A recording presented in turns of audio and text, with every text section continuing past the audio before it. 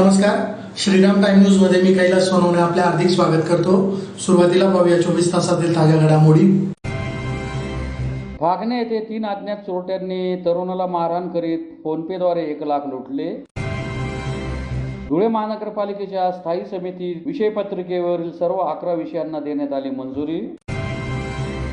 अल्पसंख्याक आयोगाचा स्थगिती आदेश असतानाही प्रशासनाने अतिक्रमण हटवल्याचा आरोप। नुकसानीबाबत आयोगाकडे दाद मागणार।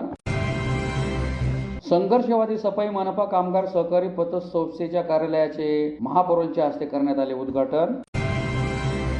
आणि रिपब्लिकन सेनेतर्फे शहरातील क्युमाइन्स क्लब समोर बेमुदत भजने धरणे आंदोलन सुरू।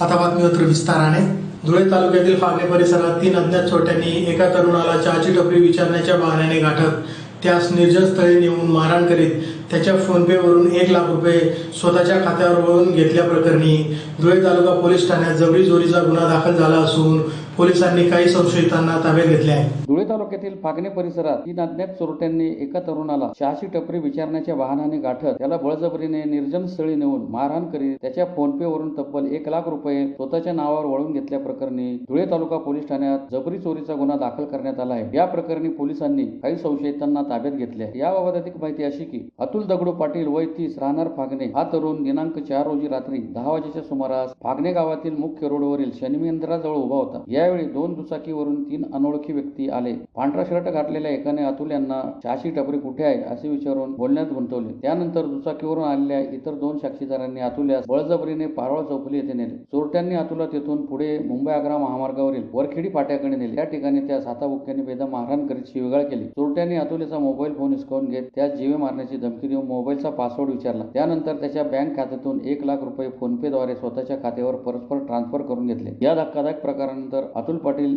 याने तालुका पोलीस ठाण्यात दिलेल्या फिर्यादीवरून धुळे तालुका पोलीस ठाण्यात 3 अनोळखी चोरट्यांविरुद्ध गुन्हा दाखल करण्यात आला आहे। पोलिसांनी ज्या मोबाईल क्रमांकावर पैसे पाठवले गेले त्या आधारे काही संशयित आरोपींना ताब्यात घेतले आहे। त्यांची कसून चौकशी सुरू आहे। नमस्कार, मी PI धनंजय पाटील, धुळे तालुका पोलीस स्टेशन।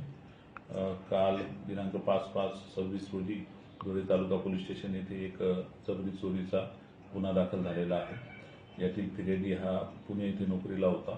सुट्टीनिमित्त गावाला आला होता। त्याला 2 मोटरसायकलवर आलेल्या तरुणांनी चहाचं दुकान कुठे आहे गावात असं विचारलं आणि आमच्यासोबत चल दुकान दाखवायला म्हणून मोटरसायकलवर बसवून त्याला पारोळा चौफुली त्याच्यानंतर वरखेडी चौफुली इथपर्यंत त्याला घेऊन गेले। तिथे त्याला धमकावून त्याच्या मोबाईलवरून फोनपेद्वारे 1 लाख रुपये ट्रान्सफर समोरच्या व्यक्तीला केले।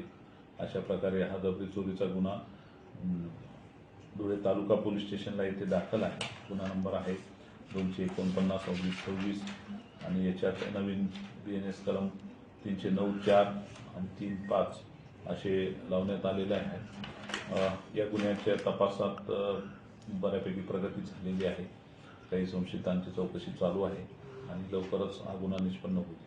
धुळे महानगरपालिकेची स्थायी समितीची सभा लताबाई सोनार यांच्या अध्यक्षतेखाली संपन्न झाली। सभेत विषयपत्रिकेवरील सर्व 11 विषयांना मंजुरी देण्यात आली। धुळे महानगरपालिकेच्या स्थायी समितीची सभा लताबाई सोनार यांच्या अध्यक्षतेखाली गुरुवारी संपन्न झाली। सभेत विषयपत्रिकेवरील सर्व 11 विषयांना मंजुरी देण्यात आली। सभेत पाणी पुरवठा, बेकायदेशीर नळ कनेक्शन, मनपा शाळांमध्ये इंग्रजी शिक्षण देणे, कचरा इत्यादी विषयांवरील नगरसेवकांनी मागण्या व सूचना मांडल्या। सभेच्या अजेंड्यावर विषय क्रमांक 26 हा मनपा शाळा क्रमांक 9 मधील इंग्रजी माध्यमांच्या शिक्षकांना पुनर्नियुक्ती देण्याबाबतचा विषय होता। या विषयाला अनुसरून सदस्य अमोल मासोळे यांनी आपल्या प्रभागातील शाळा क्रमांक 28 मध्ये देखील इंग्रजी माध्यमाचे वर्ग सुरू करण्यात यावे अशी मागणी केली। तसेच बेकायदेशीर नळ जोडण्या शोधण्यासाठी धोरण राबवण्याच्या सूचनाही केल्या। नगरसेवक विक्रम थोरात यांनी प्रभाग क्रमांक 11 मध्ये सुभाष पुतळेजवळील नाल्यात मोठ्या प्रमाणात कचरा गाळ साचलाय। या ठिकाणी पावसाळ्यात नाल्याचे पाणी ओव्हरफ्लो होऊन आजूबाजूच्या मंदिरांमध्ये शिरते। हा गंभीर विषय आहे। त्यामुळे महापालिकेने नाले सफाईची सुरुवात करताना अगोदर प्रभाग क्रमांक 11 पासून सुरुवात करावी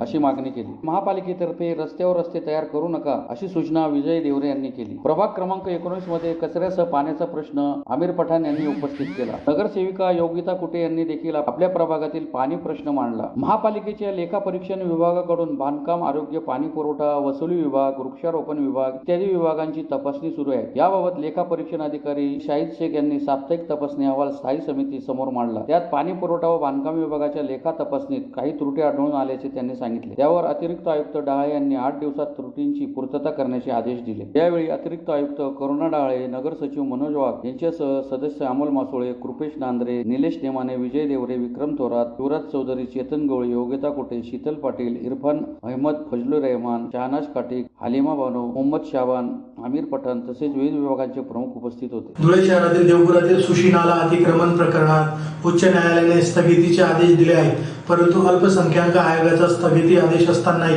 प्रशासनाने अतिक्रमण हटवल्याची कारवाई केल्याने नुकसानीबाबत आयोगाकडे दाद मागणार असल्याची माहिती ॲडव्होकेट जुबेर शेख यांनी दिली आहे. धुळे शहरातील देवपुरातील सुशी नाला अतिक्रमण प्रकरणात उच्च न्यायालयाने 8 आठवड्यांसाठी स्थगिती दिली आहे, परंतु अल्पसंख्याक आयोगाचा स्थगिती आदेश असतानाही प्रशासनाने अतिक्रमण हटवण्याची कारवाई केल्याने नागरिकांचे नुकसान केले आहे. त्यामुळे या नुकसानीबाबत भरपाई मिळवण्यासाठी आयोगाकडे दाद मागणार असल्याची माहिती ॲडव्होकेट जुबेर शेख यांनी दिली. सुशी नाल्यावरील अतिक्रमणामुळे दरवर्षी पावसाळ्यात पूरस्थिती निर्माण होत असल्याचा मुद्दा आमदार अनुप अग्रवाल यांनी विधानसभेत उपस्थित केला होता. काही दिवसांपूर्वीच त्यांनी सार्वजनिक कार्यक्रमात 2 दिवसात अतिक्रमण हटवले जाईल असा इशारा दिल्यानंतर प्रशासन ऍक्शन मोड मध्ये आले. भूमी अभिलेख विभागाच्या मोजणीनंतर महापालिका, महसूल, पाटबंधारे आणि पोलिसांच्या संयुक्त पथकाने मंगळवारपासून कारवाई सुरू केली. सुमारे 700 ते 800 कर्मचारी या मोहिमेत सहभागी झाले होते, परंतु मुस्ताक बेग, जहूर बेग व अन्य रहिवाशांनी दाखल केलेल्या रिट याचिकेवर सुनावणी करताना न्यायमूर्ती विभा कंकणवाडी व न्यायमूर्ती अजिज बी कडेठाणकर यांच्या खंडपीठाने याचिकाकर्त्यांना 8 आठवड्यांची अंतरिम स्थगिती दिली. याचिकाकर्त्यांनी दाखल केलेल्या हरकतींवर सक्षम प्राधिकरणाने निर्णय घ्यावा असे आदेश देतानाच घरपट्टी किंवा मालमत्ता कर भरल्याने बांधकाम कायदेशीर ठरत नाही असे महत्वाचे निरीक्षणही न्यायालयाने नोंदवले आहे. अल्पसंख्याक आयोगाने याबाबत स्थगिती आदेश दिले असतानाही प्रशासनाने अतिक्रमण हटवण्याची कारवाई करत नागरिकांचे नुकसान केल्याचा गंभीर आरोप करण्यात येत आहे. या नुकसानीबाबत भरपाई मिळवण्यासाठी आयोगाकडे दाद मागणार असल्याचे ॲडव्होकेट जुबेर शेख यांनी सांगितले. उच्च न्यायालयाच्या आदेशानंतर सध्या प्रशासनाची कारवाई थांबवण्यात आली आहे. विशेष म्हणजे हा दिलासा केवळ 81 याचिकाकर्त्यांपुरता मर्यादित नसून पाटबंधारे विभागाकडून नोटीस मिळालेल्या सर्व नागरिकांना लागू असल्याचे स्पष्ट करण्यात आले. या पार्श्वभूमीवर आता पाटबंधारे विभागाच्या पुढील सुनावणीत काय निर्णय होतो याकडे नागरिकांचे लक्ष लागले आहे. मी ॲडव्होकेट जुबेर शेख आणि सुशी नाला हा जो वादग्रस्त विषय अतिक्रमणाचा होता त्या विषयात माननीय हायकोर्टने जो आदेश पारित केलेला आहे तो त्या आदेशानुसार 21/4/2026 रोजी इरिगेशन डिपार्टमेंटने जी नोटीस काढली होती आणि त्यावर नागरिकांच्या वतीने मी ॲडव्होकेट जुबेर शेख तर्फे जो रिप्लाय दाखल केला गेला होता इरिगेशन डिपार्टमेंटला 27/4/2026 रोजी, त्या रिप्लायवर डिसिजन घेण्याचा जो आदेश आहे तो ऑनरेबल कोर्टाने दिलेला आहे इरिगेशन डिपार्टमेंटला आणि त्याच अनुषंगाने इरिगेशन डिपार्टमेंट सुनावणी आणि त्यावर आदेश घेण्याची प्रक्रिया सुरू करत आहे. या प्रकरणामध्ये प्रशासनाकडून गंभीर चुका झालेल्या आहेत. आम्ही सोमवारी या विषयावरती माननीय अल्पसंख्याक आयोग यांच्याकडून सुद्धा स्टे ऑर्डर आणली होती. प्रशासनाच्याकडे पूर्णपणे दुर्लक्ष केलं आणि आज रोजी ज्यावेळेस ऑनरेबल हायकोर्टकडून ही ऑर्डर आली आहे त्यावेळेस प्रशासन थांबलेलं आहे. परंतु यामध्ये जे नुकसान झालेलं आहे त्याची नुकसान भरपाईसाठी आम्ही ऑनरेबल मायनॉरिटी कमिशनमध्ये आम्ही जरूर प्रयत्न करू की हा जो आताताईपणा केला गेला आहे प्रशासनाकडून स्टे असताना सुद्धा जे पाडकाम झालेलं आहे त्याविषयी आम्ही जरूर जाब विचारू आणि सुशी नाल्या परिसरात जे अतिक्रमण धारक आहेत त्यांना आता तूर्त दिलासा मिळालेला आहे आणि इरिगेशन डिपार्टमेंटकडे जी सुनावणी होणार आहे त्यामध्ये आम्ही जरूर ज्या याचिकाकर्ते आहेत आणि याच्यामध्ये एक महत्वाचा विषय हा सुद्धा आहे की जे 81 याचिकाकर्ते आहेत त्यांच्यासोबत हा जो स्टे आहे हा प्रत्येक त्या नागरिकासाठी आहे ज्याला इरिगेशन डिपार्टमेंटने नोटीस वाजवलेली आहे. जय हिंद, जय महाराष्ट्र. धुळे महानगरपालिकेच्या जुन्या इमारतीत संघर्षवादी सफाई मनपा कामगार सहकारी पतसंस्थेच्या कार्यालयाच्या उद्घाटनाचा सोहळा गुरुवारी मान्यवरांच्या उपस्थितीत संपन्न झाला. धुळे महानगरपालिकेच्या जुन्या इमारतीत संघर्षवादी सफाई मनपा कामगार सहकारी पतसंस्था मर्यादित धुळेचा उद्घाटनाचा सोहळा गुरुवारी महापौर मायादेवी परदेशी तसेच उपमहापौर ज्योत्स्ना पाटील यांच्या प्रमुख उपस्थितीत संपन्न झाला. कार्यक्रमाच्या अध्यक्षस्थानी माजी उपमहापौर नागसेन बोरसे उपस्थित होते. महापौर मायादेवी परदेशी यांच्या हस्ते फीत कापून कार्यालयाचे उद्घाटन करण्यात आले. यावेळी डॉक्टर संपदा कुलकर्णी, साईनाथ वाघ, तव्वाब अन्सारी, डॉक्टर महेश मोरे, राजेश वसावे, ॲडव्होकेट विशाल साळवे, संजय मोरे, लक्ष्मण पाटील, ॲडव्होकेट देविदास बैसाने यांच्यासह संस्थेचे चेअरमन कुणाल बोरसे, संघर्षवादी संघटनेचे अध्यक्ष मुनाफ शेख कादर, उपाध्यक्ष बापूराव करात आदी उपस्थित होते. जो पद संस्था की यहाँ पे मैं खुद महापौर मायादेवी परदेसी, उसी तरह हमारी उप महापौर ज्योत्सना ताई। अभी तो आपको इन्होंने सब बता ही दिया है, मैं ज्यादा पटपेटी के विषय में कुछ जानती नहीं, इसलिए मैं सिर्फ आपको शुभेच्छा ही दूंगी। और मैं ये कहना चाहूंगी कि भाई जिस तरह आप लोगों को यहाँ पे बताया, आप लोगों का भी बहुत कष्ट का पैसा है, आप लोग रात दिन सफाई करते हो और सफाई भी आपकी ऐसी नहीं है कि भाई इधर उधर करके छोड़ दिया। हम स्वतः में हमारा सुबह से राउंड रहता है, हम जगह जगह भी जाके देखते हैं। कोरोना जैसे काल में आप लोगों ने, हम लोग घर में बैठे हुए थे, हमें घर के बाहर निकलने का सभी लोगों को डर लगता था क्योंकि हमें हमारा जीव, हमारी का मृत्यु सामने आ जाए। लेकिन मेरे जो सफाई कर्मचारी भाई है, उन्होंने हम लोगों की, सभी लोगों की जान बचाने के लिए अपना जो है मास्क चेहरे पे लगा के, हाथ में जो है अपने हैंड ग्लोव्स वगैरह पहन के, अपने कोट वगैरह पहन के उन्होंने सतत अपनी सफाई करते रहे। यहाँ पे बताया गया कि 10% से आप लोगों को पैसा लेना पड़ता है। अभी मेरे शाहिद भैया ने शेर शायरी तो उन्हें बहुत आती, मैं कहीं भी जो भी प्रोग्राम में उनको देखती हूँ, उनकी ये जो शायरियाँ सुनती हूँ, तो मैं भैया को एक ही बात बोलती हूँ, भैया जी आप इतनी अच्छी शायरियाँ पेश करते हैं, लेकिन एक दो मुझे भी दे दीजिए। लेकिन अभी तक उन्होंने एक भी शायरियाँ मुझे बताई नहीं। और ये जो पदपेटी है, यहाँ पे पद संस्था ये जो खोलने जा रहे हैं, जो भी यहाँ के मैनेजर है, तो मैनेजर से मैं भी ये विनती करूंगी, आपके अगर कोई नातेवाईक भी हो तो उनके साथ भी आप कड़क भूमिका निभाइए, क्योंकि मेरे भैया भी bank of Baroda K manager थे। मैं नागपुर की हूँ, नागपुर में वो बैंक ऑफ बड़ौदा में मैनेजर थे। उन्होंने भी, ये मेरे भाई है, ये मेरे बहनों है, ये मेरे ऐसे नातेवाईकों को उन्होंने अपने पूरे बैंक के तरफ से कर्ज दिया, और कर्ज जब उन्होंने भरा नहीं तो उनकी इतनी अच्छी नौकरी से उन्हें हाथ धोना पड़ा। इसलिए मैं आज शुभेच्छा के तौर पे, मैं तो आप इसके बारे में ज्यादा जानती नहीं, पर मेरे मन में जो था मैंने 2 शब्द आपको बोला। और मेरे भाई लोग, आप बहुत कष्ट करते हो, बहुत मेहनत करते हो, मैं आपको शुभेच्छा दूंगी कि आप 1000 रुपए कमाते हो तो उसमें से 50-100 रुपए तो भी यहाँ पे जमा करो, क्योंकि अपने बाल बच्चों के शिक्षण के लिए, भविष्य के लिए आगे काम आएंगे।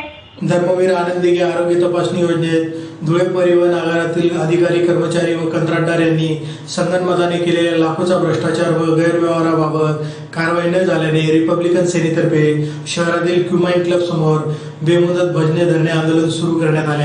राज्य परिवहन महामंडळाच्या कर्मचाऱ्यांसाठी राबवलेली तसेच महाराष्ट्र शासनाने अंमलात आणलेली धर्मवीर आनंद दिघे आरोग्य तपासणी या शासकीय शासन योजनेत सन 2024-25 या साली मोठ्या प्रमाणात झालेल्या आर्थिक गैरव्यवहार तथा भ्रष्टाचाराबाबत निपक्ष समिती नियुक्त करून चौकशी करण्याची मागणी रिपब्लिकन सेनेतर्फे करण्यात आली होती, परंतु यास प्रतिसाद न मिळाल्यामुळे रिपब्लिकन सेनेतर्फे धुळे शहरातील क्युमाइन क्लब समोर बेमुदत भजने धरणे आंदोलन सुरू करण्यात आले। या आंदोलनात समाधान बैसाने, सुनीता गोपाळ, कविता पाटील, संदीप पवार, नितीन गोपाळ, संजय सिरसाट, शंकर देवरे, किरण अंबुरे, सागर खैरनार, सागर साळवे आदी सहभागी झाले होते। समाधान बैसाने, रिपब्लिकन सेनेचा जिल्हाध्यक्ष धुळे। बऱ्याच महिन्यापासून मी एसटी महामंडळ विभाग नियंत्रक धुळे यांच्या विरोधात तक्रारी व्यवहार केलेले होते, परंतु ज्या 4-5 तक्रारी होत्या माझ्या, त्याच्यात आजपर्यंत कुठल्याही पद्धतीचा कुठल्याही अधिकारी कर्मचारीवर त्यांनी कारवाई करताना दिसून आलेलं नाही, किंवा खोटे नाटे त्यांनी चौकशी अहवाल बनवून त्या लोकांना त्यांनी वाचवण्याचे प्रयत्न करत आहेत। उदाहरणार्थ सांगतो तुम्हाला, पहिली तक्रार माझी, सौरभ राजेंद्र देवरे ह्या अधिकाऱ्याने एका कर्मचारीला काही कारण नसताना सस्पेंड केलं होतं। तर ते सस्पेंड करण्याचं कारण असं होतं की तो वेळेवर ऑफिसला येत नव्हता, असं काही पण खोटं नाटं आरोप करत होते त्याच्यावरती, आणि त्याला ऑफिसमधून बाहेर काढून देत होते। तर त्याला 3 महिने डिसमिस करून दिलेलं होतं, निलंबित करण्यात आलं होतं। तर ते 90 दिवसाचा कालावधी असूनही त्याला 105 दिवस होऊन गेले होते, तरी सुद्धा त्याला ऑफिसला जॉईन करून नव्हतं घेतलं, आणि कुठलाही पुरावा नव्हता त्याच्या विरोधात। आणि सौरभ राजेंद्र जवरे हा जो अधिकारी आहे हा याचा मनमानी कारभार अशा पद्धतीचा आहे की या अधिकारीला रोज मार्ग तपासणीचं वाहन त्याला घरी सोडायला येते गाडी, घरी घ्यायला येते गाडी, असे आम्ही बरेच त्यांना व्हिडिओ प्रूफ दिले घराचे सोडण्याचे, परंतु त्या विभाग नियंत्रकने ते कुठल्याही व्हिडिओला प्रोत्साहन न देता उलट त्याच्याकडूनच अहवाल दिला की एकही दिवस तो गाडी घरी घेऊन गेला नाही, असा अहवाल त्यांनी दिलेला आहे. उपोषणाला जे बसलो आहोत तर माझ्या ज्या 4 मागण्या होत्या अधिकारीवर कर्मचाऱ्यांना जे काही निलंबित करायला पाहिजे नव्हतं तर त्याच्यात कुठल्याही पद्धतीने त्यांनी कारवाई केलेली नाहीये. म्हणून आज आम्ही उपोषण आज बेमुदत धरणे आंदोलनाला उपोषणाला सुरुवात केलेली आहे. जर त्यांनी आमच्या मागण्या लवकरात लवकर पूर्ण केल्या नाही, संबंधित अधिकारी कर्मचाऱ्यांवर जर लवकरात लवकर जर कारवाई केली नाही तर मी रिपब्लिकन सेनेच्या वतीने खूप मोठ्या पद्धतीने आंदोलन करणार आहे. विशिष्ट विभाग नियंत्रक यांच्या ऑफिसच्या बाहेर पेट्रोल टाकून दहन करण्यात येणार आहे, असं मी आव्हान त्यांना देणार आहे. पुन्हा एक नजर ठळक घडामोडींवर. फागणे येथे 3 अज्ञात चोरट्यांनी तरुणाला मारहाण करीत फोनपेद्वारे 1 लाख लुटले. धुळे महानगरपालिकेच्या स्थायी समिती विषयपत्रिकेवरील सर्व 11 विषयांना देण्यात आली मंजुरी.